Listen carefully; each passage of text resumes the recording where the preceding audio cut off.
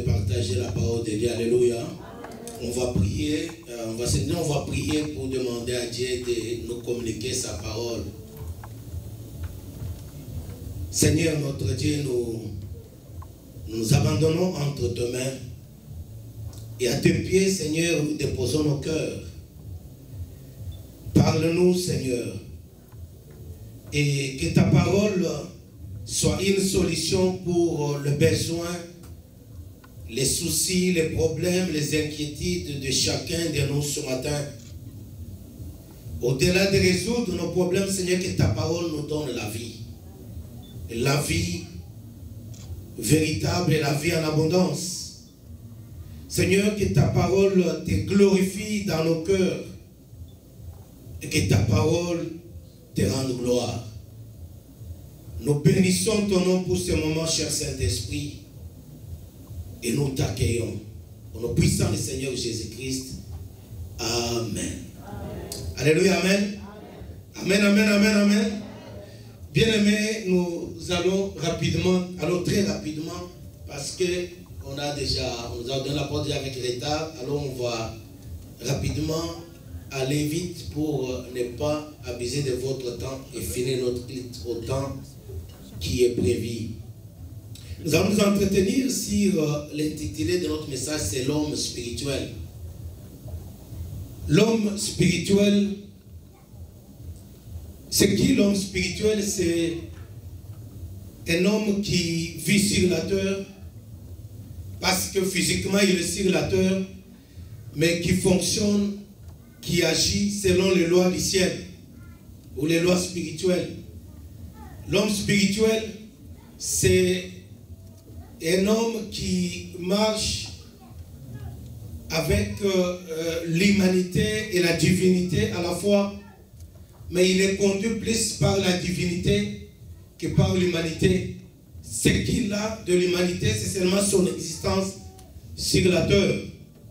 L'homme spirituel, c'est celui qui a soumis son corps et ses désirs et ses besoins à l'Esprit de Dieu, qui a soumis ses désirs, ses besoins, ses pensées, ses émotions, ses sentiments à la volonté de Dieu, qui a soumis ses désirs, ses besoins, ses émotions, ses sentiments à l'autorité du Saint-Esprit. L'homme spirituel, c'est celui qui est mort en lui-même, qui est mort quant à ses désirs, qui est mort quant à ses besoins, qui est mort quant aux choses terrestres et qui vit selon les choses et les normes du ciel. Alléluia. L'homme spirituel, c'est celui qui a laissé le Seigneur posséder son corps.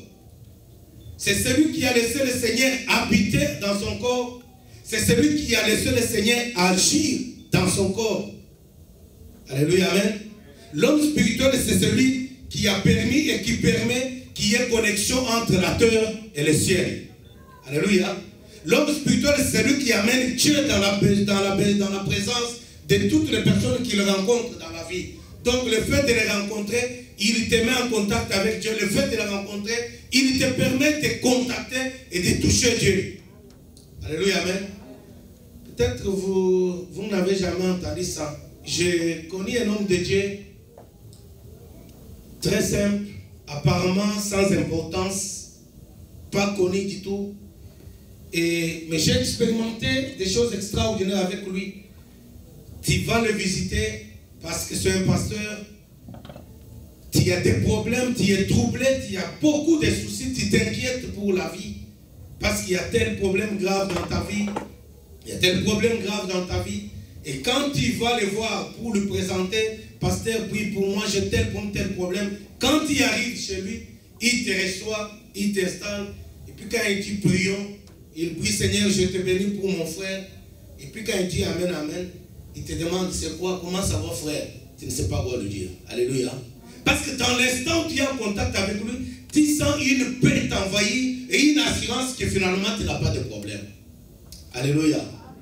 L'homme spirituel, il met les gens en contact avec Dieu. Parce que l'homme spirituel, c'est le corps, une enveloppe que Dieu utilise comme un sac à main. Les femmes qui ont des sacs à main, ils mettent des choses importantes là-bas. Donc Dieu habite dans ton corps et ton corps lui sert d'enveloppe ou ton corps lui sert des moyens de transport pour qu'il se déplace de lieu en lieu. Alléluia. Non seulement ton corps lui sert de transport pour que Dieu se déplace de lieu en lieu, mais que ton corps lui sert d'instrument pour que Dieu opère sur cette terre les choses qu'il a prévues pour les uns et les autres. Alléluia. Amen. Que Dieu opère sur cette terre en utilisant ton corps comme instrument pour qu'il puisse manifester sa gloire sur la terre. Alléluia. Amen. Que Dieu opère sur cette terre pour écraser les diables et anéantir tous les plans du diable. Quelqu'un dit Amen. Car Jésus a dit, je suis venu pour détruire les œuvres du diable. Et Jésus-Christ, alléluia, Jésus-Christ est vivant. J'aimerais dire à quelqu'un, il est vivant pas dans les cieux, il est vivant dans la vie du chrétien. Donc il est sur la terre. Vous savez, Christ, ayant accompli sa mission sur la terre, ou sa première mission sur la terre, et à la fin de sa mission, il dit ceci à ses disciples. Il dit, je ne vous laisserai pas orphelins. Alléluia. Je ne vous laisserai pas orphelins. Donc, ne prenez pas, ne considérez pas ma mort physique comme un départ éternel. Donc, vous n'allez pas me manquer parce que physiquement, je ne serai pas là, mais spirituellement, je vais être avec vous. Alléluia, amen. Donc, vous n'êtes pas des orphelins. J'aimerais vous dire ceci, bien-aimé. Jésus-Christ est venu sur la terre. Dieu, il a pris la chair, comme toi et moi. Il est venu, il habitait sur la terre. Et il était sur la terre 100% homme, mais aussi 100% Dieu. Alléluia. Donc, il fonctionnait, quand il fallait fonctionner comme un homme, il était un homme 100%. Donc, il était un homme parce qu'il pouvait avoir faim, il pouvait avoir soif. Il avait tous les désirs d'un homme. Mais il était aussi 100% Dieu. Et il a opéré sur la terre comme Dieu. Sur la terre, il a fait tout ce que Dieu peut faire. Et il l'a fait sur la terre. Et les gens qui étaient de son temps, ils ont vu, ils ont bénéficié de miracles et des opérations que Dieu, qui était au ciel avant la venue de Jésus sur la terre, était maintenant avec eux. Et il a opéré ces choses-là. Et toutes les fois qu'il se déplaçait, il disait aux gens vers qui il allait, le royaume des cieux est venu parmi vous. Pourquoi? Parce qu'il était 100% homme, parce qu'il avait la chair, le corps, mais il était 100% Dieu. Et quand il se déplaçait dans ce corps qu'il utilisait, il était Dieu se déplaçant dans le corps de Christ. Et quand il allait vers quelqu'un, il lui disait, le royaume de Dieu. Donc Dieu sur son trône est venu vers toi. Non seulement il disait cela, mais il opérait aussi pour résoudre les besoins de ces problèmes-là. Donc, c'était un royaume de gloire, un royaume de puissance, un royaume de solution. Et c'est ça l'homme spirituel. Parce qu'en fait, l'homme spirituel, c'est Dieu agissant dans ton corps. C'est Dieu opérant dans ton corps, utilisant tes mains, utilisant ta tête, tes pensées, pour opérer des choses glorieuses. C'est Dieu sur la terre, visitant les gens qui sont dans les besoins, leur apportant des solutions. C'est Dieu sur la terre pour neutraliser le diable. Parce qu'il a dit, je suis venu pour détruire les œuvres du diable. C'est ça la vérité. Mais en même temps, il y a une autre réalité que nous sommes en train de vivre, qui malheureusement ne devrait pas être vécue par l'Église. L'Église, c'est-à-dire les chrétiens, toi et moi, pas les bâtiments. Cette réalité, c'est de voir encore que dans certains milieux, les diables opèrent. Alléluia. Et ce qui est grave, les diables n'opèrent pas loin de l'Église, les diables opèrent dans l'Église. Amen, amen, amen. Le pire encore, ce n'est pas qu'il opère dans l'Église comme diable. Le pire est qu'il s'approprie la place de Dieu, il opère en se faisant passer pour Dieu. Et ça, c'est le pire. Est-ce que quelqu'un dit amen? Peut-être que vous me comprenez. Vous savez, bientôt là, nous sommes en train de vivre ces mois ici. Bientôt, vous verrez, il y aura des affiches, des séminaires sur la Pentecôte. Alléluia. Parce que c'est le mois de la Pentecôte. La Pentecôte, c'est-à-dire les jours où le Saint-Esprit a visité, descendu sur les hommes. Les jours où Dieu habitait dans le corps des hommes. Alléluia. C'est ça la Pentecôte. Et bientôt là, vous verrez les chrétiens, les églises célèbrent la Pentecôte. Comme on a célébré la Sainte Seine tout à l'heure, vous savez, quand on célèbre la Sainte Seine, Jésus lui m'a dit que faites ceci en mémoire, pour vous rappeler, alléluia, pour ramener les souvenirs du passé dans vos vies. Donc vous rappelez de ce qui s'était passé. Or, le Saint-Esprit, ce n'est pas quelque chose qu'on devrait se souvenir, célébrer. La Pentecôte est célébrée comme un souvenir. Le Saint-Esprit est présent avec nous. Alléluia, amen. Donc on ne devrait pas célébrer la Pentecôte comme on célèbre la Sainte Seine pour se rappeler qu'un jour, il y a eu 120 personnes dans la chambre haute, le Saint-Esprit est descendu, ils ont parlé en langue, et après ils sont sortis, ils ont opéré des miracles. Non! Le Saint-Esprit est avec nous. La Pentecôte, c'est chaque jour dans ma vie. Parce qu'il est avec moi. Donc je ne devrais pas célébrer. Quand on parle de la Pentecôte, ce n'est pas un souvenir qu'on ramène. C'est une réalité. Cette réalité, c'est chaque jour. Alléluia, amen. Mais malheureusement, il y a carence du Saint-Esprit à l'église. Et quand il y a carence, les gens vont aller chercher des raccourcis. Des raccourcis, c'est chercher à faire le surnaturel. Les raccourcis, c'est chercher à imiter les choses de Dieu sans Dieu. Et c'est là où le diable prend la direction. C'est là où le diable s'infiltre à l'église. Et si on ne fait pas attention, il prend la direction de l'église. Il fait des miracles mensongers qu'il habille et qu'il fait passer au nom d'un certain Saint-Esprit. Pourquoi cela arrive, bien-aimé? Parce que l'homme spirituel, comme j'ai dit au début, c'est celui qui a laissé, qui a fait taire ses désirs à lui, sa volonté, ses ambitions, ses sentiments, ses émotions, qui les a fait passer, qui les a enterrés et qui a laissé Christ vivre en lui par ses ambitions, ses désirs, ses besoins, ses volontés. Christ en moi, accomplissant sa volonté, non pas ma volonté, accomplissant ses désirs et non pas mes désirs, vivant dans ses sentiments, ses émotions, et non pas mes sentiments, mes émotions. Ça, c'est l'homme spirituel. Alléluia, amen. Et parce que les hommes ont échoué à laisser Christ vivre leur vie en eux, mais ils aiment les choses de Dieu sans vouloir Dieu. Alléluia. Alors quand on cherche les choses de Dieu sans Dieu, le diable est prêt à nous aider. Amen, amen.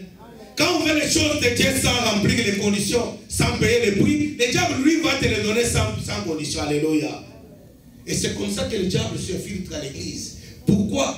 Quand la gloire de Dieu disparaît de l'église, quand la gloire de Dieu disparaît de nos vies, mais il nous laisse ses besoins. Les besoins sont là, mais on ne sait pas aller toucher cette gloire-là. Alors le diable nous donne des voies raccourcies. C'est-à-dire, je peux te donner à peu près la même chose sans condition. Alléluia. Je peux te donner la même chose en te laissant vivre dans ton corps, laissant vivre selon ton corps, l'homme charnel, vivre selon les désirs de ton corps, vivre selon les besoins de ton corps, vivre selon les besoins, les sentiments, les émotions de ton corps, mais tout en opérant ça, il leur donne certaines choses qui nous font passer pour Dieu.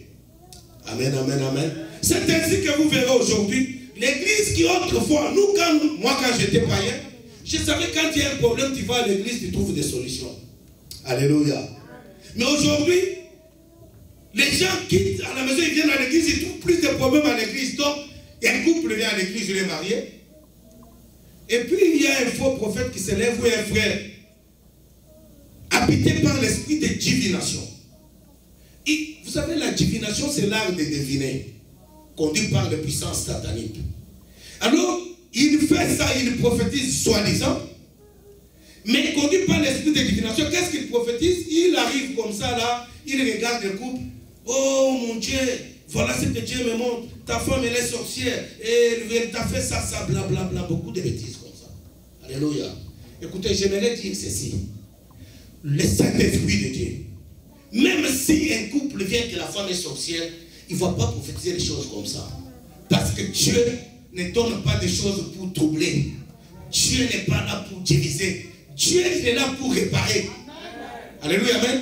Et quand il révèle à quelqu'un qui a l'esprit de Dieu que cette femme est sorcière, le même esprit qui lui donne la révélation, lui donne aussi la sagesse de gérer les problèmes. De gérer les problèmes pour amener qu'il n'y a plus de tout, mais pour que la solution soit là. Parce qu'une femme sorcière, c'est une victime du diable. C'est une personne prisonnière du diable. Et une prisonnière, on ne la condamne pas, on la libère. Et Christ Jésus, un homme 100% Dieu, il a dit ceci: l'Esprit de Dieu est sur moi, car l'Éternel m'a oint pour proclamer une année de liberté. Pour libérer les captifs.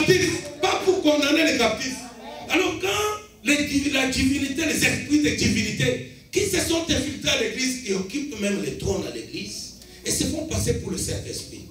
Alors, qu'est-ce qu'ils vont faire? Ils vont troubler. Mon frère, ta femme est sorcière. Excusez-moi. Ta femme est sorcière. Mais ça va faire quoi? Bon, vous imaginez, moi, 30 ans de mariage. Alléluia. Aujourd'hui, tu m'es une sorcière. Bon, qu'est-ce que ça va faire? Ça va troubler. Alléluia. Ça va me troubler. Ce n'est pas des choses qu'on lâche comme ça. Mais le diable, quand il lâche, parce qu'il a une mission derrière, il sait ce qu'il attend. Mais Dieu, quand il révèle, il choisit les moments et la manière de communiquer la chose. Parce qu'au fait, Dieu révèle pour que la sorcière soit libérée. Parce que l'Esprit de Dieu, Christ a dit ça, l'Esprit de Dieu est sur moi. L'Éternel m'a oint pour proclamer une année de délivrance, pour libérer les prisonniers. C'est ça, bien-aimé. Et parce qu'on ne veut pas payer le prix, parce qu'on ne veut pas laisser Dieu vivre dans nos corps, alors le diable nous donne des raccourcis. Je vais qu'on lise notre premier texte dans Exode chapitre 23, versets 20 à 24. Exode 23, on va balancer les textes sur les tableaux pour ceux qui n'ont pas la Bible. Je lis dans ma Bible. C'est Dieu qui parle à Moïse. Il dit ceci: voici, j'envoie un ange devant toi pour te protéger en chemin et pour te faire arriver au lieu que j'ai préparé. Tiens-toi sur tes gardes en sa présence et écoute sa voix. Ne lui résiste point, parce qu'il ne pardonnera pas vos péchés, car mon nom est en lui. Alléluia. Bien-aimé, ici, Christ n'était pas encore sur la terre dans la chair humaine. Alléluia. C'est cet ange dont Dieu parle ici. Parce que vous savez, les anges ordinaires n'ont pas le pouvoir de pardonner les péchés. Alléluia. Christ seul a eu le pouvoir sur la terre de pardonner les péchés. Et la Bible, plusieurs fois, si vous lisez la Bible, parle de l'ange de l'Éternel. Souvent, ça parle de Dieu lui-même. Oh, l'ange de l'Éternel est apparu à Gédéon. C'est Dieu lui-même qui a visité cette personne-là. Et ici, cet ange, ce n'est pas un ange ordinaire, c'est un ange qui a des pouvoirs spéciaux. Alléluia. Parce qu'il a le pouvoir de pardonner ou de ne pas pardonner. Oh, ce pouvoir, c'est le pouvoir de Dieu. Uniquement Dieu pardonne qui le fait et refuse de pardonner qui le fait. Et nous voyons que cet ange-là a le pouvoir de pardonner. Non seulement il a le pouvoir de pardonner, mais Dieu dit que mon nom est en lui. Alléluia. Mais si tu écoutes sa voix, verset 22, si tu fais ce que je te dirai, je serai l'ennemi de tes ennemis et l'adversaire de tes adversaires. Mon ange marchera devant toi et te conduira chez les Amoréens. Bien aimé, ici il est question des ennemis du peuple de Dieu. Et Dieu, il s'écrit son peuple. Il sait que le chemin que son peuple va passer pour entrer dans sa destinée, entrer dans les promesses de Dieu, ce chemin-là, il va passer par des pays qui sont hostiles à Dieu et à son peuple. Alors, il ne peut pas y aller traverser ce pays-là seul. Il a besoin de la puissance de Dieu. Et Dieu lui-même envoie son ange. Dieu lui-même descend pour conduire son peuple. Et il nous donne la liste de tous les ennemis. Alléluia, amen. Tous les ennemis, bien aimés, tu peux prendre ce texte et placer tes ennemis à toi. Les gens qui te sont hostiles, les situations qui te sont hostiles, les situations qui s'opposent à toi. Tu peux faire toute une liste et invoquer l'Esprit de Dieu. Parce qu'il est là pour nous montrer le chemin. Pas le chemin pour fuir nos ennemis, mais pour traverser le territoire de nos ennemis. Alléluia, amen.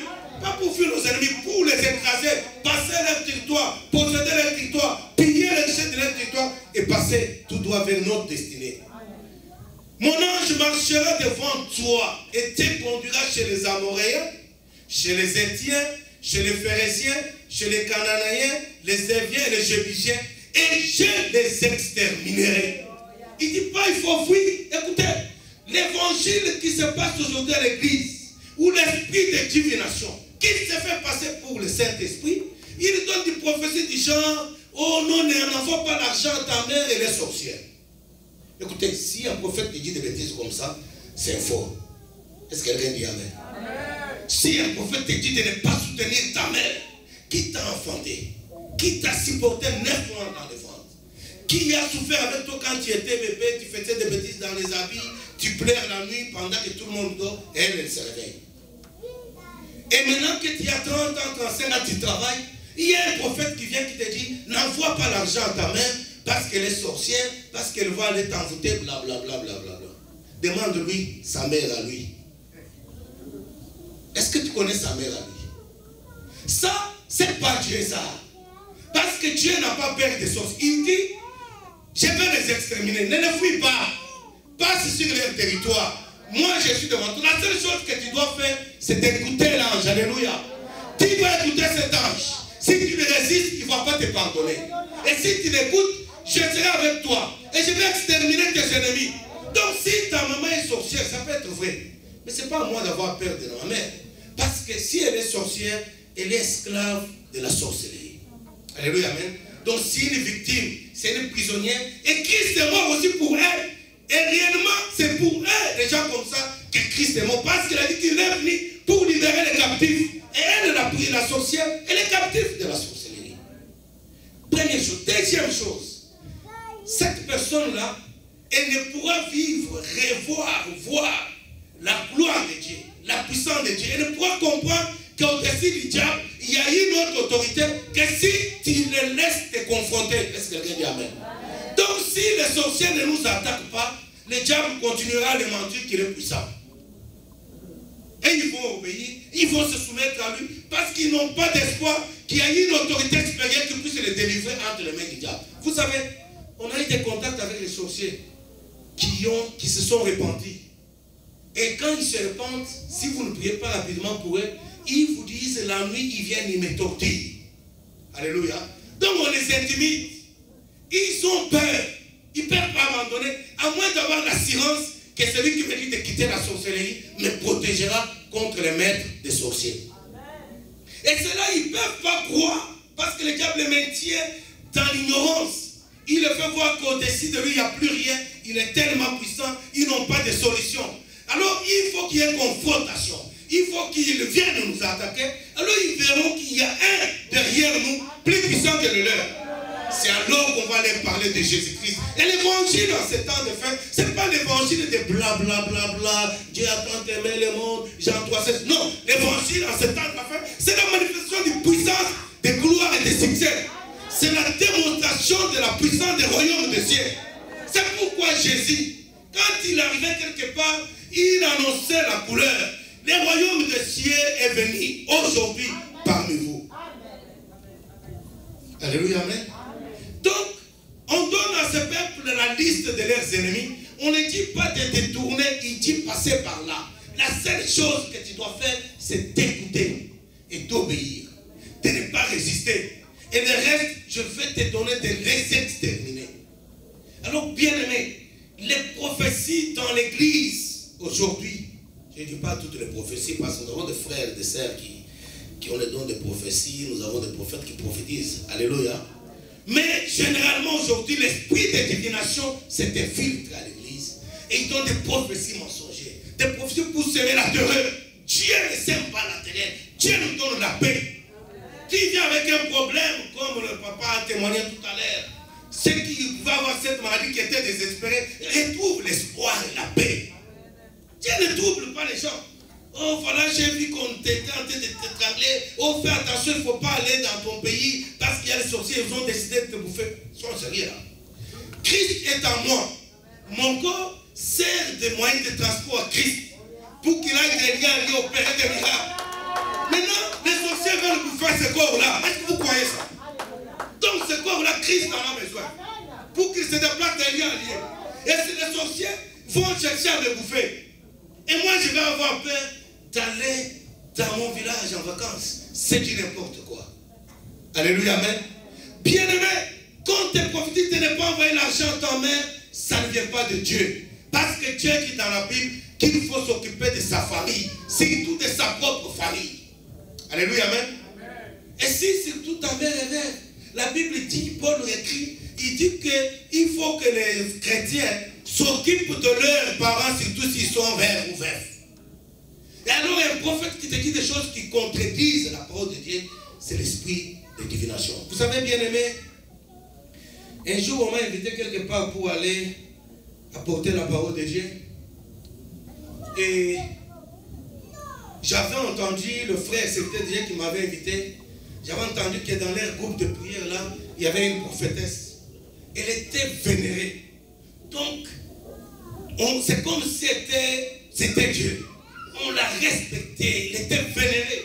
Oh, la prophétesse a dit. Oh, j'avais déjà entendu beaucoup de bruit. Parce que vous savez, quand on est privé de la présence de Dieu, il y a carence de l'Esprit de Dieu ou des œuvres du Saint-Esprit. Là, on peut commencer à vénérer n'importe qui se fait passer pour Dieu. Alors, j'avais entendu la réputation de cette prophétesse. Et le jour où Dieu m'a donné la permission d'y aller, je suis arrivé. Et puis, pendant l'adoration, on m'a mis à côté de la prophétesse en question. Pendant l'adoration, et moi, je suis concentré, je suis connecté sur Dieu. Et puis, elle le fait des grimaces. Elle le fait, le terme, je crois, c'est le hennissement du cheval. C'est ce qu'on dit en français. Vous savez comment le cheval crie, non? C'est ça. Elle faisait... Alléluia. Bien-aimé, le Saint-Esprit, si tu le laisses agir dans ta vie, il va te mettre dans des conditions, si tu es en danger, il te fait sentir qu'il y a un danger. Tu sens un sentiment de malaise et d'insécurité. Et quand il fait ça, si c'est l'Esprit de Dieu, tu sens la paix, la silence que Dieu est là. Mais si ce n'est pas l'Esprit de Dieu, tu sens qu'il y a un étranger. Et là, je sens que non, ça ne va pas. J'ouvre les yeux, je regarde, c'est la prophétesse. Je dis, mais c'est quoi? C'est la prophétesse. Alléluia. Et là, je me concentre dans la prière. Pendant que les gens adorent, elle fait encore ça. Et elle a fait à répétition, elle faisait ça, elle faisait ça. Et puis j'ai ouvert les yeux, j'ai regardé le serviteur de Dieu qui m'a invité, le maître de lieu. Il est tellement ébloui par ça, il croit que c'est Dieu. Tout le monde est tellement dans la joie. J'étais la seule personne qui était mal à l'aise. Alors j'ai dit, j'ai fait une prière en moi, j'ai dit, Seigneur, arrange-toi pour qu'elle se taise, parce que ça me met mal à l'aise. Et puis je ne veux pas troubler les choses ici. Vous savez, quand les gens sont déjà fanatiques de l'air de Dieu, il faut éviter, il faut faire tout dans le sens de l'air de Dieu. Si tu t'opposes, c'est toi qui es rejeté. Et je vous préviens qu'ils ne m'ont jamais invité encore là-bas. Alors je dis, Seigneur, s'il te plaît, on m'a invité pour apporter la parole. Je ne veux pas me mêler de leurs affaires. Mais reste-toi pour qu'elle se taise. Et puis elle a fait ça, elle a fait ça, elle a fait ça pendant le temps d'adoration. Et j'ai fait un effort pour me contenir. Et quand on me donne la parole de Dieu, j'ouvre la Bible, je lis, je commence à parler. Et puis pendant que j'explique les choses, elle fait ça. Donc, elle accapare l'attention des gens. Loin de la parole de Dieu pour l'attirer sur elle. Et quand elle fait ça, tout le monde, waouh! Donc c'est comme si... Là, je regarde la dame, je regarde le pasteur. Tout le monde est donc... L'attention est vers elle. Maintenant, l'attention est vers elle. Donc, les gens attendent ce qu'elle fait au lieu de suivre la parole de Dieu. Donc là, elle s'oppose à l'autorité de la parole de Dieu. Là, j'ai dit non, ça, je ne veux pas laisser. Et puis, quand elle a osé encore faire, je l'ai regardé tout doucement, j'ai dit, je t'ordonne de te taire ou de sortir, de t'en aller au nom de Jésus. Tout doucement. Elle était assise avec moi à côté. Dès que j'ai dit au nom de Jésus, une main visible là soulevée là, elle l'a projetée au milieu. C'est toi assis enceinte comme ça. Boum, elle est tombée là et les démons commencent à sortir là. Alléluia, amen. Mais elle a fait des années là-bas, considérée comme prophétesse. Et les gens qui étaient là-bas sur le peuple de Dieu, ils ont accepté Christ comme leur Seigneur Sauveur. Seulement dans l'ignorance, ils sont là bernés chaque jour par des divinations. On leur prophétisait des choses qui venaient de la part du diable. Parfois des choses, frère bien-aimé, j'aimerais dire à quelqu'un, toute prophétie qui s'accomplit ne veut pas dire que ça vient de Dieu. Alors ils étaient là, et ces jours-là, leur prophétesse est parteur, et il sort tous les noms des démons, il parle des obscénités, sort de sa bouche qui prophétisait là, et là je suis là au nom de Jésus. Elle rampe comme c'est un serpent, elle rampe, je l'attrape comme... Et la réunion s'est arrêtée en quai de poisson. Alléluia. Jésus a dit, je suis venu pour détruire les œuvres du diable. Et c'est Jésus, avant de s'en aller, il a dit, vous ne resterez pas orphelins. Je serai avec vous tous les jours. Bien aimé, tous les jours. Pas seulement un dimanche, tous les jours. Dans ta maison, il est avec toi. Au travail, il est avec toi. Dans l'autoroute, il est avec toi. Si dans le métro, il est avec toi. Tous les jours, jusqu'à la fin des temps. Alléluia, amen. Mais le problème, il faut payer le prix. Dieu dit à Moïse, il faut l'écouter. Parce qu'il ne pardonnera pas vos péchés. Ne lui résistez pas. Si vous le résistez, il ne vous pardonnera pas. Et le problème de ce peuple, c'est qu'ils ont résisté à l'ange. Alléluia. L'ange de l'Éternel. Bien-aimé, cet ange-là, il est là ce matin avec nous. Vous savez, quand j'ai vu la révélation de l'Apocalypse, Dieu lui a dit, écris à tel, il dit, écris à l'ange de l'église de... Alléluia. Parce que le Saint-Esprit est là pour conduire, pour diriger. Et quand vous suivez ce que Dieu dit à Moïse, il dit, il vous conduira. C'est lui qui nous donne la direction. Et il ne faut pas qu'on le résiste. Quand on résiste aux directives, on prend les directions que nos cœurs veulent. Alléluia. Et c'est là où le problème se fait et il se retire. Alléluia, amen. Quand il se retire, bien aimé, je dis toujours, Dieu a horreur du vide. Alléluia. Les diables aussi. Parce que le diable profite du vide que Dieu laisse. Quand il se retire, le diable occupe la place. Entre parenthèses, vous savez, il y a des enseignements démoniaques qui circulent partout, vous les avez déjà entendus. Peut-être vous vous êtes laissé dernier, vous avez accepté ça. Qui dit que non, oh si Dieu a baptisé le Saint-Esprit, tu parles en langue, Dieu ne se répand pas de ses dons. C'est-à-dire que Dieu ne peut pas te retirer le Saint-Esprit. Alléluia. Oui, bien sûr, il y a un verset qui dit que Dieu ne se répand pas de ses dons. Mais écoutez bien, un don, c'est un cadeau. Alléluia. C'est comme quelque chose, comme cette bouteille d'eau, je la donne à quelqu'un, c'est un don. Alléluia. Ça, c'est un don. Mais le Saint-Esprit, ce n'est pas une chose que Dieu nous a donnée. Le Saint-Esprit, c'est Dieu qui est venu habiter en nous. Dieu n'est pas un don. C'est vrai que Dieu ne se répand pas de ses dons. Mais le Saint-Esprit, ce n'est pas un don de Dieu. Le Saint-Esprit, c'est Dieu lui-même. Alors il ne faut pas faire la confusion des versets. Oh, Dieu ne se répand pas de ses dons. Qui t'a dit que le Saint-Esprit, c'est un don? Dieu est venu habiter dans ton corps. Ce n'est pas un don. Et toi, tu vas contrôler Dieu. Il est libre d'y rester ou d'y aller quand il veut, comme il veut. Tu ne peux pas le contrôler. Alors quand on dit Dieu ne se répand pas de ses dons, oui, sauf que le Saint-Esprit, ce n'est pas un don de Dieu. Le Saint-Esprit est Dieu lui-même. Alors qu'on ne vous raconte pas de bêtises. Oh, Dieu ne se répand pas de ses dons. C'est-à-dire, tu parles de forniquer, et puis tu viens d'aimer, tu parles en langue, Dieu ne se répand pas de ses dons. Détrompe-toi, Dieu se retire. Et quand il se retire, le diable, il s'infiltre. Et comme le diable parle aussi en langue, tu vas continuer à croire que c'est toujours les mêmes langues que tu parlais. Et comme le diable prophétise aussi, tu vas continuer à prophétiser, croyant que c'est toujours Dieu. Et comme on t'a déjà fait prophète, parce que les gens aiment la prophétie que Dieu lui-même. Alors les gens vont continuer à t'aduler et tu vas te réveiller en enfer. Avec l'église dans laquelle tu prophétises là, parce que Christ a dit, plusieurs viendront. Ils diront, Seigneur, nous avons prophétisé en ton nom. Je leur dirai, je ne vous ai jamais connu. Je ne vous ai jamais connu. Et ça sera comme ça, bien-aimé. Et le diable s'est infiltré aujourd'hui à l'église. Il y a du spiritisme à l'église. Il y a de la divination à l'église. Tout ça, on le fait passer pour le Saint-Esprit. Pourquoi? Parce qu'on va accéder à la puissance de Dieu par des voies détournées. On veut la puissance de Dieu, mais on refuse Dieu. Or, la puissance de Dieu, c'est Dieu lui-même. Ce n'est pas un sac qui le trimballe qui va te donner sans lui. Il est là, donc c'est sa présence qui justifie toute la gloire, toute la puissance, tout le surnaturel. C'est la preuve que Dieu est là. C'est la présence de Dieu qui attire le surnaturel dans nos vies. C'est juste ça, ce n'est pas quelque chose que Dieu va te donner. Et comme nous voulons accéder à la puissance au surnaturel sans Dieu, parce qu'on ne veut pas obéir à Dieu, parce que Dieu, quand il vient avec le principe, c'est vrai, il vient avec la puissance, il vient avec le miracle, il vient avec le surnaturel, mais il vient aussi avec la constitution du ciel. Alléluia. L'homme spirituel, c'est celui qui est sur la terre, respectant les lois du ciel. Il vit sur la terre selon les lois du ciel. Qu'est-ce que le ciel dit de faire? Qu'est-ce que le ciel dit de dire dans telle circonstance? Devant tel problème, qu'est-ce que le ciel dit? Il fonctionne comme ça. Il est sur la terre, mais il est régi par les lois d'en haut. L'homme spirituel, c'est celui qui est capable en même temps d'être humain et d'être divin. Alléluia, amen.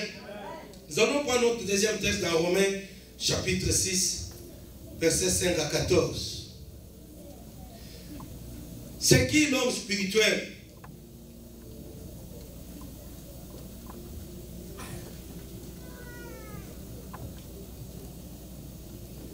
Romains chapitre 6, le texte est déjà sur le tableau, je vais lire dans ma Bible, versets 5 à 14. En effet, si nous sommes devenus une même plante avec lui ici c'est Jésus-Christ, par la conformité à sa mort, nous le serons aussi par la conformité à sa résurrection. Sachant que notre vieil homme a été crucifié avec lui. Notre vieil homme ici, c'est notre façon, les choses qu'on faisait quand on était païen. Notre vieille nature, les habitudes qui passaient. Notre vieil homme est crucifié avec lui, afin que le corps du péché fût détruit, pour que nous ne soyons plus esclaves du péché. Car celui qui est mort est libre du péché. Or, si nous sommes morts avec Christ, nous croyons que nous vivrons aussi avec lui. Sachant que Christ ressuscité des morts ne meurt plus. La mort n'a plus de pouvoir sur lui. Car il est mort et c'est pour le péché qu'il est mort. Une fois pour toutes, il est revenu à la vie et c'est pour Dieu qu'il vit. Ainsi vous-même, regardez-vous comme mort au péché et comme vivant pour Dieu en Jésus-Christ. Que le péché ne règne donc point dans votre corps mortel et n'obéissez pas à ses convoitises. Ne livrez pas vos membres au péché comme des instruments d'iniquité, mais donnez-vous vous-même à Dieu comme étant vivant des morts que vous étiez, et offrez à Dieu vos membres comme les instruments de justice. Alléluia. Car le péché n'aura point de pouvoir sur vous, puisque vous êtes non sous la loi, mais sous la grâce. Livrez vos membres à Dieu. C'est-à-dire les bras, les pieds, tout ça, ma bouche, c'est pas pour embrasser les petites filles sur la route, c'est pour annoncer l'évangile. Les membres de ton corps, livre-les à Dieu. Considérez-vous comme mort vis-à-vis du péché. Ça veut dire quoi?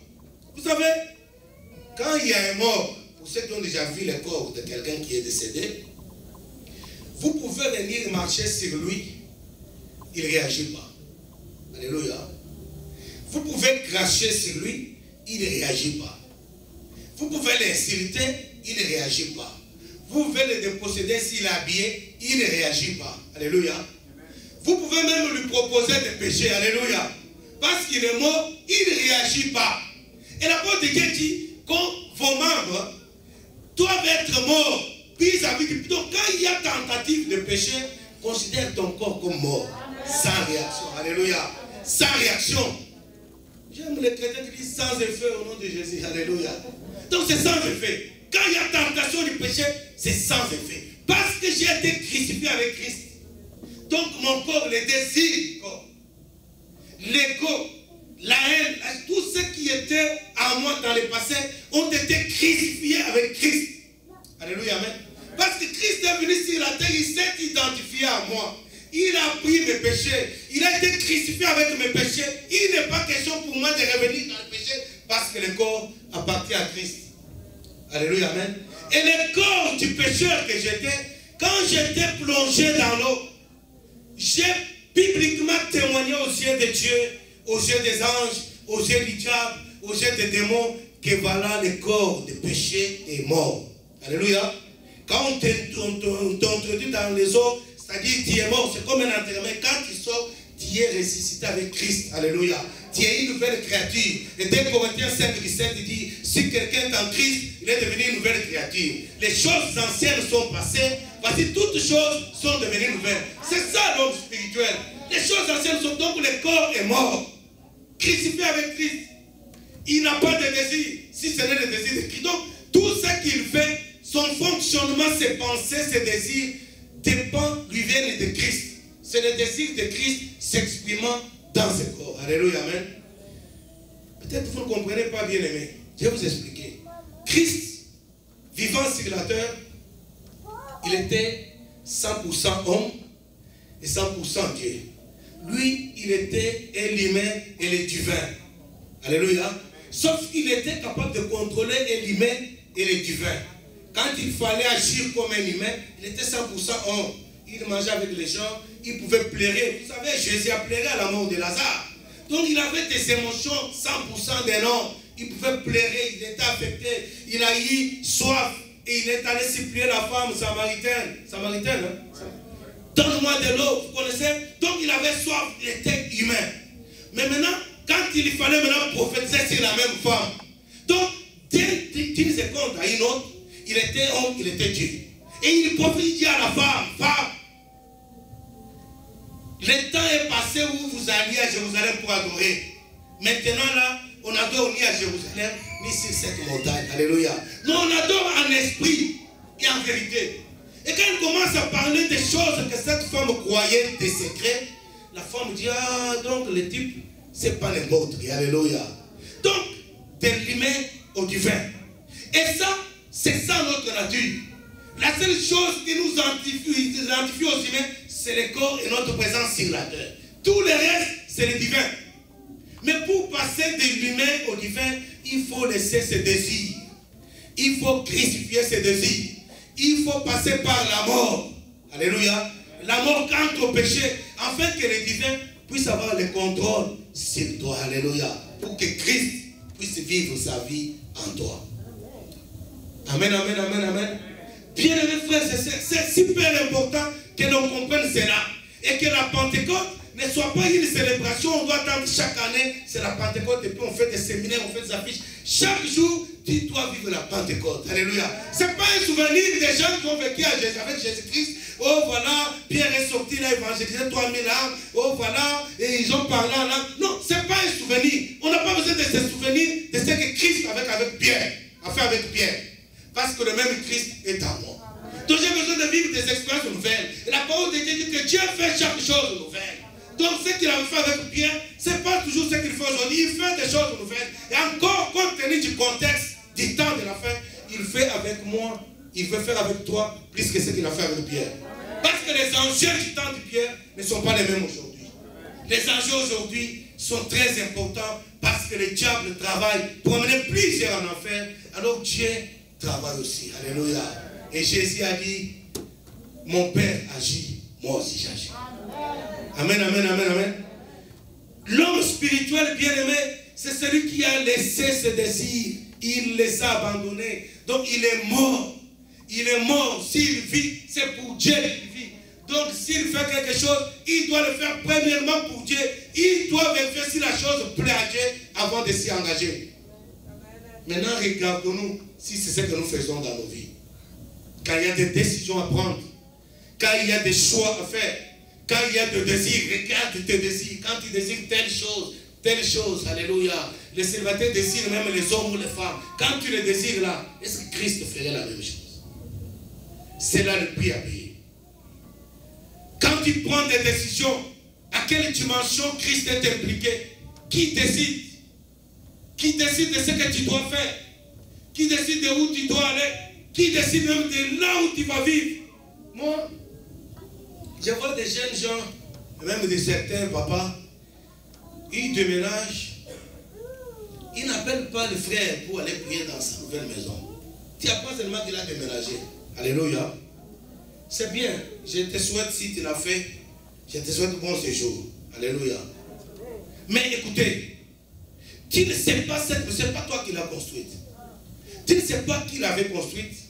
Quelle était la motivation, l'objectif quand on avait construit cette maison? Et cet endroit où on avait construit la maison, qu'est-ce qui a été fait avant, des siècles, des années avant? Alléluia, amen.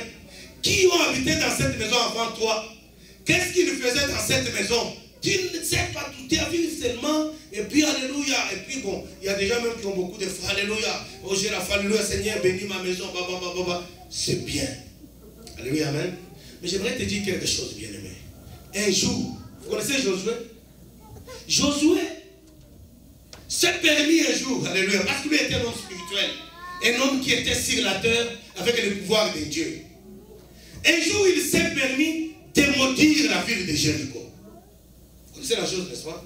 Il a maudit Jéricho. Et dans sa malédiction, il dit que celui qui osera rebâtir, reconstruire cette ville, il posera la fondation au prix de son fils aîné. Donc quand il met la fondation infinie, il va perdre son fils aîné. Alléluia. Et quand il faut achever construire la construction, quand il va arriver pour achever mettre la toiture, il prendra son cadet. Il a maudit la ville, il est parti. Plusieurs années. Il y a des jeunes gens qui ne veulent pas penser, qui ne pensent pas qu'avant, écoutez les jeunes, tout ce que vous faites là, nous on les avait fait.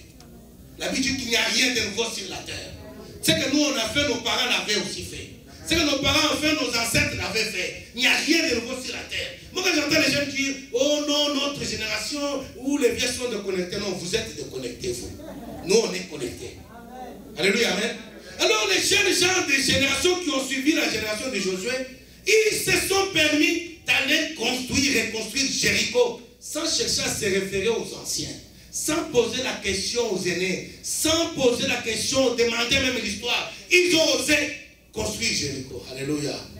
Et ils ont perdu les enfants. Est-ce que quelqu'un m'écoute? Bien aimé, les décisions que tu prends, tu es chrétien. Laisse-moi te dire, même si tu ne le fais pas parce que tu ne veux pas obéir à Christ, mais fais-le même pour ta sécurité, parce que le diable nous épie. Il n'est pas loin de nous, il nous épie. La Bible dit, soyez sobres, réveillez. Votre adversaire, le diable, rôde autour de vous. Il n'est pas loin de nous. Il nous épie pour voir toutes les erreurs. Dès que tu fais l'erreur, tu vas frapper. Ne fût que pour ta sécurité, tu as intérêt à consulter Dieu. Et l'ange dit, dans le premier texte, Dieu dit à Moïse, il dit, je t'envoie mon ange pour te conduire. Écoute-le. Ne résiste pas. Parce que si tu obéis à ce que je vais te dire par lui, je te donnerai la victoire. Amen, amen, amen, amen. Nous allons prendre notre dernier texte dans Romains chapitre 8.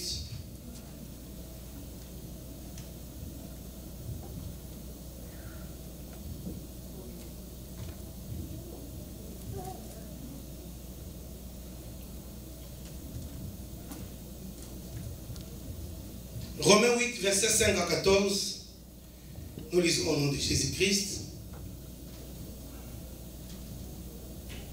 C'est en effet qui vivent selon la chair s'affectionnent aux choses de la chair, tandis que ceux qui vivent selon l'esprit s'affectionnent aux choses de l'esprit. L'affection de la chair, c'est la mort, tandis que l'affection de l'esprit, c'est la vie et la paix. Car l'affection de la chair est inimitié contre Dieu, parce qu'elle ne se soumet pas à la loi de Dieu, et qu'elle ne le peut même pas. Or, ceux qui vivent selon la chair ne sauraient plaire à Dieu. Pour vous, vous ne vivez pas selon la chair, mais selon l'esprit, si du moins l'esprit de Dieu habite en vous. Si quelqu'un n'a pas l'esprit de Christ, il ne lui appartient pas. Et si Christ est en vous, le corps, il est vrai et mort à cause du péché, mais l'esprit est vie à cause de la justice. Et si l'esprit de celui qui a ressuscité Jésus d'entre les morts habite en vous, celui qui a ressuscité Christ d'entre les morts rendra aussi la vie à vos corps mortels par son esprit qui habite en vous. Ainsi donc, frères, nous ne sommes point redevables à la chair pour vivre selon la chair. Si vous vivez selon la chair, vous mourrez. Mais si par l'esprit, vous faites mourir les actions du corps, vous vivrez. Car tous ceux qui sont conduits par l'esprit de Dieu, alléluia, sont fils de Dieu. Ceux qui sont conduits par l'esprit de Dieu sont fils de Dieu. Maintenant toi, écoutez, vous savez, moi je suis sincère. Moi je te dis pas toi, si toi tu fais perdre ton temps à aller à l'église sans que Dieu te connaisse, c'est bien. Tu peux toujours venir et le jour de l'enlèvement, tu vas rester. Mais moi, le temps est précieux, c'est Dieu lui-même qui l'a dit. Si je donne à Dieu mon temps, ce n'est pas en vain. Alléluia, amen. Je peux être sûr que j'ai récupéré quelque chose, même pas sur la terre, mais il y aura toujours un salaire. Pour tout ce qu'on fait pour Dieu, il y a toujours un salaire. Sur cette terre et même au paradis. Alors, mais l'apôtre de Dieu dit ceci. Verset 14. Tous ceux qui sont conduits par l'Esprit de Dieu sont fils de Dieu. Mais regarde, est-ce que tu es conduit par l'Esprit de Dieu? Bien aimé, je vais te parler un tout petit peu avant de terminer du ministère de Jésus-Christ sur la terre. Alléluia. Et Jésus, quand il fait la promesse que nous allons célébrer bientôt, comme beaucoup vont célébrer la Pentecôte, il a été précis et clair. Alléluia, amen. D'abord, il est venu, lui, Dieu, il est venu, il a pris le corps comme toi et moi. Il a vécu avec les gens, il a mangé avec eux, il a fait tout avec eux. Pourquoi? Premièrement, pour leur montrer que c'était possible d'être Dieu sur la terre dans un corps humain. Est-ce que quelqu'un dit amen? Parce qu'il ne faut pas qu'après, ils disent non, c'est impossible. Comme j'entends aujourd'hui, les gens disent oh non, Seigneur, tu connais les corps faibles. Lui, le Seigneur avait aussi le même corps. Tu penses qu'il écoute des prières comme ça? Oh Seigneur, toi-même, tu connais les corps faibles. Mais il avait le même corps. Il n'a pas péché. Il avait le même corps, il n'a pas péché. Alors tu vas passer à lui dire non, Seigneur, tu sais. Oui, il sait que le corps est faible, mais l'esprit nous rend capables de dominer sur les désirs du corps. Et lui, il a fait. Il était tenté. La Bible dit qu'il était tenté, il n'a pas péché. En lui, on n'a pas trouvé ni rien, ni ombre, ni rien de semblable, aucune corruption. Mais il était pourtant tenté. Qu'est-ce que vous pensez? Les gars avaient une robe qui n'avait pas de couture. Alléluia. Bon, je ne sais pas s'il l'avait amené avec lui du ciel. Vous pensez quoi? Il était jeune. Vous pensez que le fils ne le regardait pas?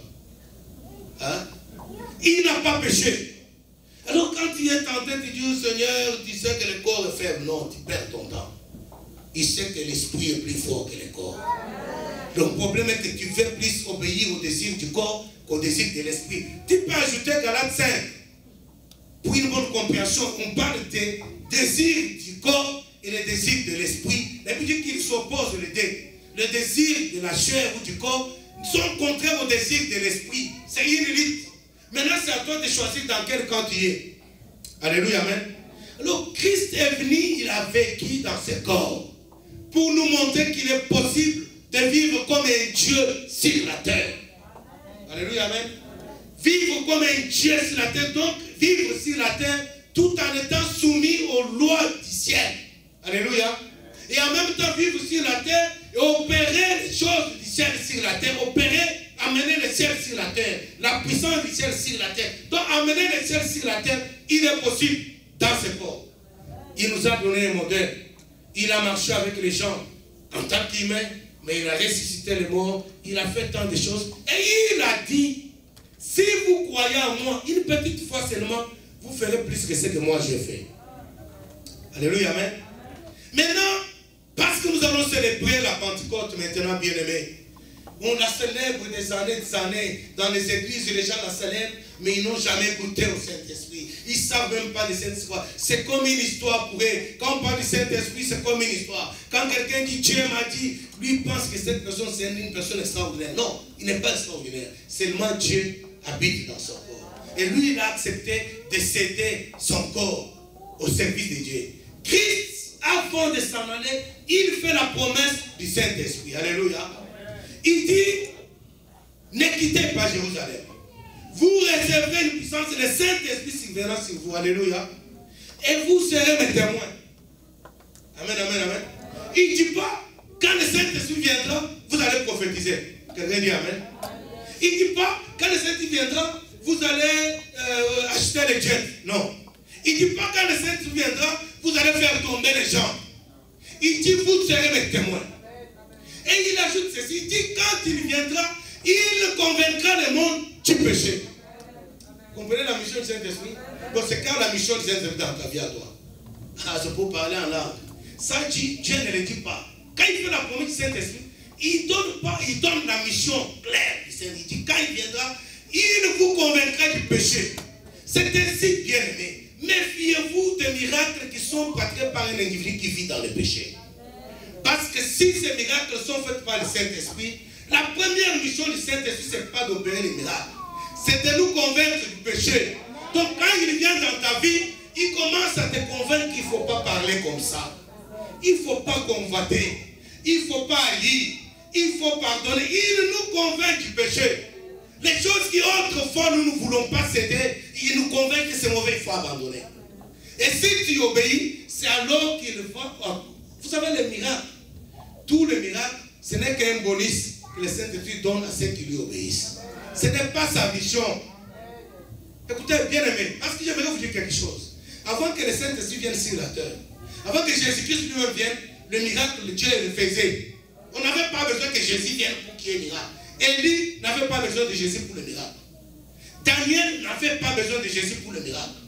Il ne connaissait même pas le Saint-Esprit, c'est quoi ces gens-là. Moïse, il ne connaissait même pas c'est quoi. Mais ils ont opéré des miracles. Alléluia, amen. Donc, Dieu est venu habiter dans un corps humain pour une mission qu'avant lui, personne ne l'avait fait. Convaincre le monde du péché. Délivrer le monde du péché. Et de toutes les conséquences du péché. Et pour celui qui obéit, qui se laisse convaincre, on lui donne un bonus, un petit bonus, c'est le miracle. Alléluia, amen. Mais parce qu'on ne veut pas écouter le Saint-Esprit, parce qu'on ne veut pas se soumettre au Saint-Esprit, parce qu'on ne veut pas obéir au Saint-Esprit, mais on veut quand même le bonus. Le bonus, c'est le cadeau de l'obéissance, bien aimé. Tu n'obéis pas, tu réclames le cadeau. Alors c'est à ce niveau-là que le diable, lui, vient avec les cadeaux. Il dit, il vous convaincra du péché. Je vous donne un exemple très simple. Vous connaissez Simon-Pierre, n'est-ce pas? Est-ce que quelqu'un connaît Simon-Pierre? Simon-Pierre, il s'appelait Simon, fils de Jonas, ou fils de Jean. Alléluia, amen. Et Simon, avant d'expérimenter le Saint-Esprit, il était un homme impulsif. Alléluia. Violent. C'était un homme difficile à gérer. Il était sans position. Tantôt il est à gauche, et puis tout de suite il retourne à droite. Alléluia. Et quand le Saint-Esprit, comme Jésus leur avait dit, quand il viendra, il vous convaincra du péché. Quand le Saint-Esprit est venu dans la vie de Pierre, il l'a convaincu de sa nature pécheresse. Pierre, c'était non seulement il était impulsif, mais il était quelqu'un qui était plein de lui-même. Il croyait dans ses propres capacités, il croyait qu'il était capable de tout. Et c'est quand Christ lui dit, Pierre, tu vas me régner, il dit non, impossible. Il était sûr de lui-même, plein de lui-même. Parce que c'est la chair qui le poussait, il vivait selon la chair, les pulsions charnelles le poussaient à faire telle ou de dire telle chose. Et quand le Saint-Esprit est venu, c'est Pierre, cet homme impulsif, cet homme qui était colérique. Vous savez, il a coupé l'oreille de Malchus. Hein? Mais quand le Saint-Esprit est venu, il l'a convaincu de ne pas être violent. Alléluia. Pierre, on ne règle pas les problèmes sous la colère. Le Saint-Esprit l'a convaincu que c'est à moi la vengeance et non pas à toi. Tu ne devais pas te venger. Donc le Pierre qui était impulsif pour réagir et couper, violent pour couper l'oreille de quelqu'un, quand le Saint-Esprit est venu dans sa vie, il a convaincu du péché. Alléluia. Et Pierre s'est laissé transformer. Il a été ramolli par le Saint-Esprit, dépiécé. On a taillé les petites choses mauvaises, on l'a scié, on l'a taillé, on l'a modelé, on l'a réformé. Alléluia. Parce que le Saint-Esprit vient pour nous donner la nature de Dieu, pour nous enlever la nature pécheresse, nous transformer, nous amener la nature de Dieu. C'est quand nous atteignons cette nature, la nature de Dieu, elle est sans péché, mais elle est aussi pleine de puissance et de gloire. Si tu n'as pas atteint cette nature dans la première dimension du sans-péché, tu ne pourras pas expérimenter la gloire et la puissance. C'est ça le problème. Et Simon Pierre, quand maintenant rempli du Saint-Esprit, le Saint-Esprit l'a convaincu du péché, l'a transformé, il va connaître une histoire triste. J'aime beaucoup cette histoire-là, je le rappelle toujours. Simon Pierre, qui était l'un des fidèles de Christ, du vivant de Christ. Et quand Christ est parti, Simon Pierre a été témoin que l'apôtre Paul, qu'on appelait Saul de Tarse, il a massacré, il martyrisait l'église. Il a été témoin, il était associé au meurtre d'Étienne, serviteur du Dieu très haut. Alléluia, amen. Et Simon Pierre savait que Saul de Tarse était ennemi du peuple de Dieu. Alléluia. Mais il a appris que Saul de Tarse s'est converti. Alléluia. Et regardez bien, mais qu'est-ce qui va arriver? C'est Paul même qui écrit. Il dit qu'il a trouvé Simon Pierre, qui était considéré comme la colonne de l'église, en train de manger avec les païens. Alléluia. Et Paul dit que je l'ai repris, je l'ai blâmé publiquement. C'est Paul qui dit. Je l'ai blâmé publiquement. Alléluia, amen. Et moi, comme j'ai essayé de faire l'étude sur la personnalité de Simon-Pierre, j'ai essayé de comprendre quelle a été la réaction de Simon-Pierre. Alléluia. La Bible ne dit rien. Donc Pierre n'a pas réagi. Alléluia, amen. Vous vous imaginez, imaginez-vous un peu. Et quand Paul se permet de blâmer Pierre publiquement, Pierre était leader d'une église de 5000 membres. Quelqu'un dit amen. Maintenant, mettons les choses dans le contexte. Nous sommes à Montréal. Le pasteur Jean Norbert est à la tête d'une église de 5000 membres. Alléluia. Vous savez, non, les gens qui sont à la tête de 5000 membres. Il est renommé. Alors, un petit gars comme Yannick, là, qui il n'y a pas longtemps, il était sorcier, il a tué les chrétiens, il s'est converti, il vient voir l'apôtre, le super apôtre, qui a évangélisé des jours, 7000 personnes converties. Il va le blâmer publiquement comme on est là. Il va le blâmer publiquement. Mettez les choses dans le contexte d'aujourd'hui. Vous imaginez un peu la réaction? Non, on allait l'excommunier. Tu as manqué du respect au révérend apôtre. C'est lui à qui Dieu a laissé la clé du royaume. C'est lui qui a opéré les miracles. C'est lui qui évangélise, qui gagne 3000 personnes. Du coup, toi tu te permets à peine tu as tué, tu viens blâmer l'homme de Dieu. Alléluia, amen. Et Simon-Pierre, transformé par le Saint-Esprit, convaincu du péché, convaincu que la violence ne sert à rien, il ne réagit pas. Le pire, écoutez bien aimé, dans cette histoire, le pire est qu'il n'écrit même pas pour enseigner les générations à venir. Voilà, moi je suis tellement humble, Paul m'avait manqué du respect publiquement, je n'ai pas réagi. Vous savez, parfois il y a l'orgueil dans l'humilité. Quelqu'un se vante d'être humble. Oh, vous savez, moi je suis humble. D'ailleurs, quand Paul m'avait manqué du respect, je n'avais pas réagi. Moi je suis humble. Ça aussi c'est l'orgueil. Simon-Pierre, il tait l'événement. Alléluia, amen. Et c'est toujours Paul. C'est Paul qui nous écrit. Si Paul n'avait pas écrit, on ne serait même pas au courant. Amen, amen. Et quand Pierre, il a l'occasion de parler de Paul. Alléluia. Vous comprenez un peu le monsieur? Pourquoi? Parce que Pierre a eu une expérience que Paul n'a pas connue. Paul n'a pas connu Jésus humain. Alléluia. Pierre a vécu l'expérience de l'humain et du divin ensemble. Il a vu Jésus opérer comme un humain. Il a vu Jésus opérer comme un divin. Alléluia, amen. Et quand le Saint-Esprit est venu, il a travaillé Pierre. Il l'a taillé, il l'a modelé sur la forme de Christ. Alléluia. Donc Pierre a été mis dans l'amour de Christ. Il était semblable à Christ, identique 100% comme Christ. Et quand on lui parle maintenant de Paul, il écrit ceci.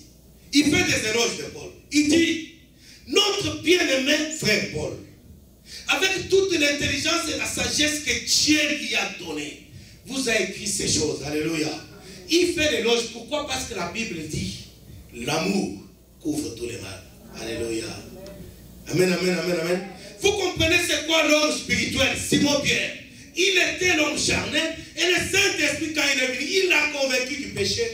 Il l'a taillé, l'a modelé, l'a transformé, l'a réformé selon le modèle de Christ. Et ce Pierre-là a commencé à marcher comme Christ.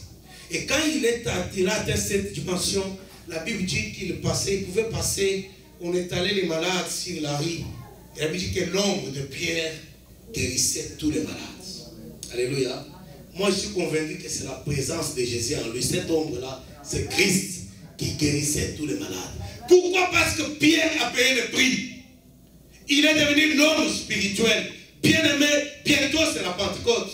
Tu vas la fêter comment? Comme un souvenir? Oh, voilà, il y avait des langues de fer qui ont descendu sur les apôtres et sur toi. Ça sera quand la Pentecôte? Oh, nous sommes une église de réveil. Réveil sur base de quoi? Le réveil, c'est-à-dire nous étions dans le péché. Le Saint-Esprit est venu, il m'a révélé que je suis pécheur, je me suis réveillé. C'est ça le réveil. Les gens confondent le réveil avec les gens qui tombent. Quand les gens tombent, oh, nous sommes une église de réveil. Non, c'est pas ça le réveil. Les gens tombent. Le Saint-Esprit ne vient pas pour faire le spectacle. Le Saint-Esprit, quand il viendra, il vous convaincra du péché. Et vous serez les témoins. Pas il vous entraînera dans le spectacle. J'ai vu, on m'a envoyé une vidéo à côté ici. Vous savez, à côté, il y a des méga church, hein, avec des hommes que vous rêvez là. Alléluia. On m'a envoyé une vidéo où un monsieur entre, je ne veux pas citer son nom, et il commence à faire rire les gens. Il fait ça, les gens tombent, ils rient, ils aboient comme les chiens, ils rampent comme des chiens, il y en a qui imitent les serpents. Vous imaginez un peu un dimanche comme ça. Le roi est sur le trône, il attend l'adoration. Et là, nous, on se met à aboyer comme des chiens. On tourne dans ça, on tourne dans ça. Et puis les gens, là, l'onction, les gens tombent, ils aboient, ils deviennent des chiens. Vous pensez le Saint-Esprit, Dieu vient dans ta vie pour t'amener à vie à imiter les chiens. Il te ramène au niveau du chien, le Saint-Esprit. Vous savez, ce grand homme-là, j'ai béni le Seigneur pour l'un qui s'est repenti, je pense que vous avez suivi. Il s'est repenti parce qu'il avait enseigné le Saint-Esprit comme faisait des spectacles. Parce qu'il avait enseigné le Saint-Esprit, il avait vendu d'huile. Vous savez, non? Vous qui achetez les huiles et les portions de tissus là. Il avait enseigné le Saint-Esprit comme étant venu pour faire des spectacles. Aujourd'hui, il s'est repenti. J'ai béni le Seigneur pour ça. Mais est-ce que nous pouvons nous repentir aussi? Nous avons été fanatiques de ces gens-là. Oh non, il est plein d'onction. Toi, tu connais l'onction. L'onction, quand il arrive, il combat le péché dans nos vies. Vous voulez voir quelqu'un qui a été visité par le Saint-Esprit? N'attendez pas quand il va parler en langue. Regardez ses actions. Vous verrez quelqu'un qui viendra à l'église entraînant le pied. Subitement, c'est lui qui vient le premier. Alléluia. Ça, c'est ainsi. Alléluia. Quelqu'un qui ne donnait pas l'argent. L'argent, il ne donne jamais. Subitement. Alléluia. Vous savez, la personne va m'excuser. Ce frère ici, bien aimé, il y a une personne de ma vie, je ne vais pas citer son nom, mais je vais vous dire c'est quoi les signes du Saint-Esprit. C'est pas seulement parler en langue. Parler en langue, c'est les dons que le Saint-Esprit, c'est le bagage que le Saint-Esprit amène. Mais sa présence lui-même se manifeste par la sainteté. Ça nous rend des hommes spirituels. Ça nous délivre des désirs de la chair. Ça nous amène à la mort charnelle pour que nous puissions vivre ou les laisser vivre en nous. Bien aimé, la personne me voit au pasteur, Dieu m'a béni, j'ai à cœur d'offrir le frère à l'église. Mais je voulais te demander, peut-être qu'il y a un autre besoin plus important que le frère, qu'est-ce que tu penses? Je lui demande, bon, ton budget pour le frère, c'est combien? Parce que pour que je te dise d'autres besoins importants, il faut que je connaisse d'abord le budget. Il dit, bon, 200 $. Il y a d'autres besoins même plus importants que 200 $. Je dis, ok, vas-y acheter le fleur. Si c'est le budget 200 $, va acheter. Parce que fais ce que Dieu a mis dans ton cœur. Alors la personne est partie. Maintenant, pour choisir, je dis, bon, quand tu vas voir la fleur, envoie-moi quand même la photo sur le téléphone pour que je puisse voir si les goûts, ton goût est meilleur. La personne est partie. Et puis, elle m'envoie la vidéo, elle a filmé les fleurs ici, les pots, tout ça. J'ai vu que c'était beau. Bon, moi, je sais que le budget est 200 $. Alléluia, amen. J'ai dit, non, c'est bien, c'est bien. J'ai dit à la personne, c'est bien, tu peux acheter. Et puis la personne achète. Maintenant, il se pose un problème, il n'avait pas le temps d'aller prendre ça et d'amener à l'église. J'ai dit, non, ma soeur, envoie-moi la photo et la facture. Prends la photo de la facture, envoie-moi la photo. Comme ça, dis au propriétaire du magasin que le pasteur ou le frère Christian, l'un des deux passera, il vous montrera la facture, vous lui remettrez le colis. Quand il envoie la facture, je regarde 650 $. Je dis non, ça ne va pas. Alléluia. Qu'est-ce que vous pensez? Le Saint-Esprit, quand il vient, il commence à transformer les gens. Bon, il prend notre raisonnement humain, il enlève, il commence à raisonner à notre place. Et le raisonnement de l'Esprit de Dieu, c'est une folie pour la chair. Et là, je dis, j'appelle la personne, non, écoute, tu m'as dit que c'était 100 $ qu'on me dit, mais c'est quoi cette affaire? Oh non, je vais offrir à Dieu. J'ai dit non, récupère l'argent. Il y a d'autres besoins. Alléluia. Mais la personne dit non, je ne vais pas donner à mon Dieu quelque chose qui ne m'a rien coûté. J'ai dit ok, merci beaucoup. Maintenant, quand je suis resté, j'ai commencé à réfléchir. J'ai dit mais bon, quand même. En tout cas, je suis honnête. Hein? J'ai beaucoup de choses à offrir à Dieu. Je peux offrir à Dieu des choses d'1 million de $ si j'ai le moyen. Mais acheter le fleur pour 650, en tout cas, moi, là, je ne ferai pas. Alors, j'ai cherché à savoir qu'est-ce qui a poussé cette personne à faire ça. Parce que moi, je ne ferai pas. Alors, si cette personne est humaine comme moi, Elle réfléchira comme moi. Alors pourquoi elle n'a pas réfléchi comme moi? C'est là le signe de l'arrivée de ce Messie-là qu'on appelle Saint-Esprit. Il commence à faire des choses qui impressionnent les gens qui réfléchissent comme humains. Donc il t'amène, il te fait sortir de l'humain au divin, en même temps, sans transition. Regarde-toi bien aimé, la Bible dit, ceux qui n'ont pas l'esprit de Christ ne lui appartiennent pas. Est-ce que tu as l'esprit de Christ en toi? Oh, l'esprit de Christ nous convainc du péché. Il nous convainc du péché, non seulement nous convainc, il donne la soif de nous convertir, de nous repentir et d'abandonner. Mais depuis que tu es chrétien, tu as abandonné quoi? L'homme spirituel. Bien aimé, nous vivons le temps de la fin. Et en ce temps de la fin, le monde a besoin du spirituel. C'est fini les verbes, les vocabulaires, les versets. Beaucoup de versets, les gens sont fatigués. Ça fait des siècles que ces versets sont prêchés. Maintenant, les gens veulent vivre le royaume des cieux sur la terre. Les gens ont besoin de Dieu, pas de versets, de Dieu d'abord. Et Dieu est en nous. Pas pour parler seulement en langue, c'est bien de parler en langue. Dieu est en nous, pas seulement pour rentrer en transe ou faire tomber les gens. Dieu est en nous pour libérer les captifs. Et il ne peut pas libérer les captifs dans nos familles si nous-mêmes nous ne sommes pas libérés de la captivité du péché. Quand il vient, il va vous convaincre du péché. Bien sûr, le péché des autres, mais mes propres péchés d'abord. Et si je le laisse travailler à moi, il prend la place et les dimensions pour m'utiliser afin de libérer les captifs. Nous allons lever pour la prière.